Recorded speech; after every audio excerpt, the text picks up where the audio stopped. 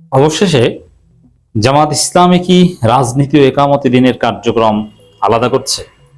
দর্শক, জামাত ইসলামী নিয়ে যারা কাজ করেন বা জামাত নিয়ে যারা ভাবেন বা জামাতপন্থী গবেষক বা জামাতের শুভাকাঙ্ক্ষী, তাদের মধ্যে একটা থিওরি অনেক আগে থেকেই প্রিভেলিং, যে জামাত ইসলামের কার্যক্রমকে দুই ভাগে ভাগ করা উচিত।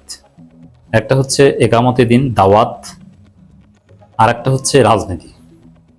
রাজনীতি এবং ইসলামী আন্দোলন একামতে দিন, এই দুইটা একত্র করলে কোনোটাই ভালোভাবে হয় না।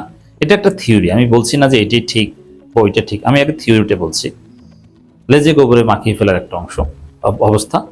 যেমন রাজনীতিতে অনেক রিয়ালিজম আছে, আপনাকে পাওয়ার পলিটিক্স করতে হয়, অনেক কৌশল খাটাতে হয়, যেগুলো একজন পিওর মুত্তাকি লোকের পক্ষে আদৌ সম্ভব নয়।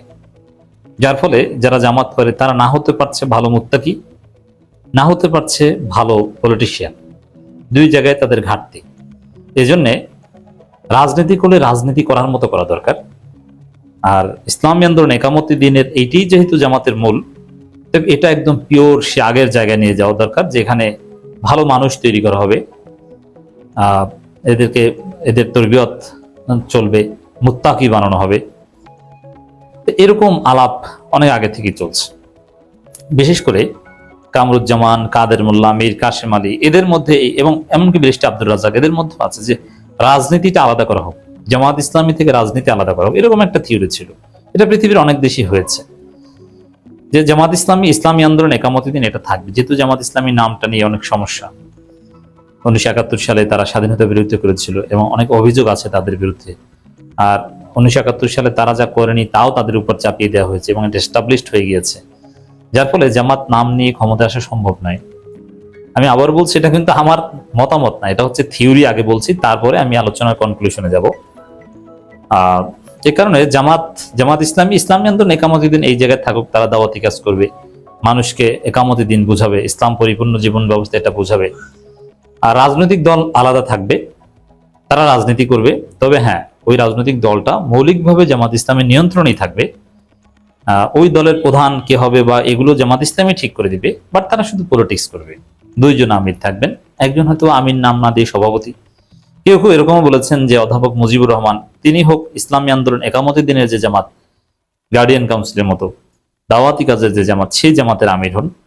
আর ডাক্তার শফিকুর রহমান যেহেতু যথেষ্ট ভালো পলিটিশিয়ান, রাজনীতিতে ভালো করছেন, তিনি পলিটিক্যাল জামাত, যার একটা ভিন্ন নাম হতে পারে জাস্টিস অ্যান্ড ডেভেলপমেন্ট পার্টি বা অন্য কিছু, সেই জামাতের নেতা হবেন বা সভাপতি হবেন ডাক্তার শফিকুর রহমান।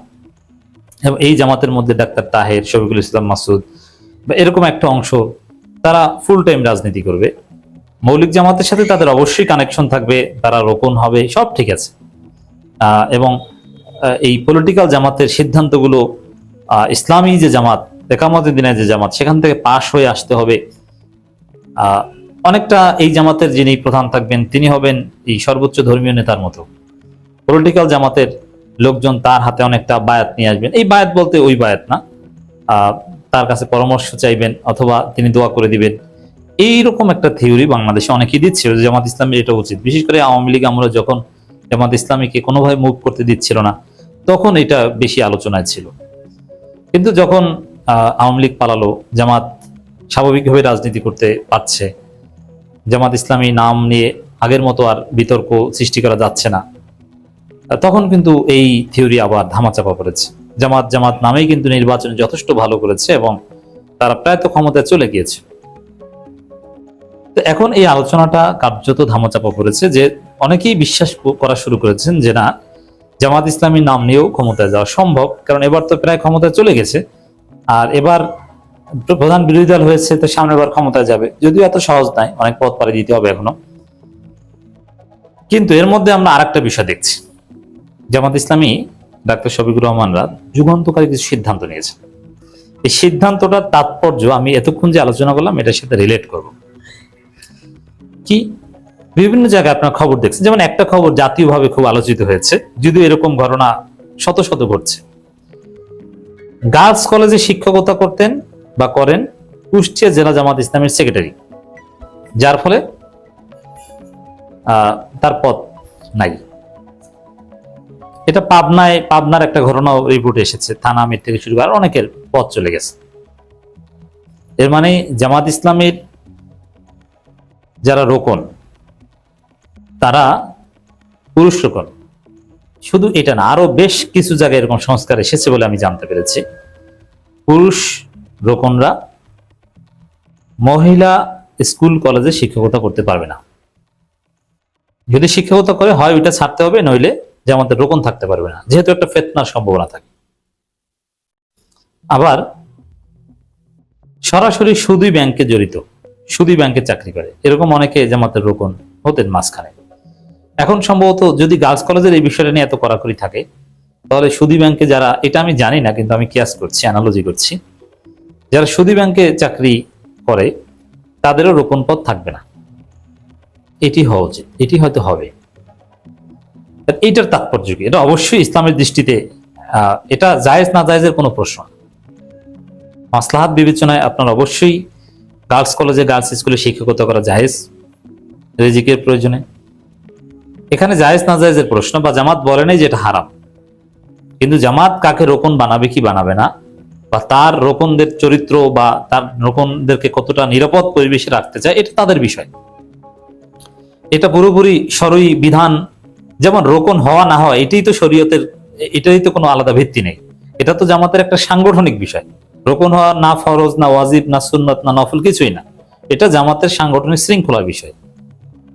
এরকম এটা জামাতের লোকজনের চরিত্রের হেফাজত করার জন্য একটা প্রোটেক্টিভ মেজার, যেহেতু একটা ফিতনার আশঙ্কা থাকে।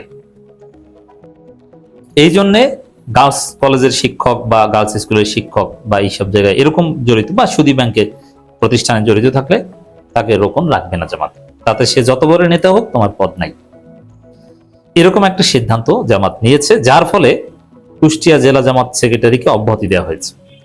তবে জামাত যেটা বলছে যে এই যাদেরকে অব্যাহতি দেওয়া হচ্ছে, আরো অনেক থানা আমির আর অনেকেই দেওয়া হচ্ছে যারা মহিলা কলেজ, মহিলা মাদ্রাসা এইসব জায়গায় শিক্ষকতার সাথে জড়িত, তারা নির্বাচন করতে পারবে, কোনো সমস্যা নেই, কিন্তু জামাতের পদে থাকতে পারবে না। তো এই যে বিষয়টা,